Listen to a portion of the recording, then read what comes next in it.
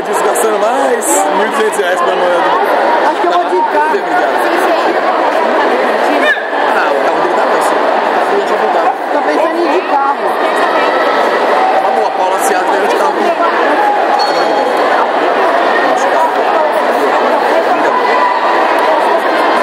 Será que gasta mais que R$1.200? Não sei. Fazer as contas, não tenho muita noção, mas a Paula Seado tá achando que vai de carro. Porque tem hotel, tem o desgaste do carro, e é longe pra cacete. Vai dirigindo sozinho. Acho que eu vou ficar em casa mesmo. Espera, Mamoto! Vai ter que ir, né? Porque não tá ganhando. Agora vai, não tá ganhando. Não entrou não. Mas era sério, não dá pra você. Espera, espera!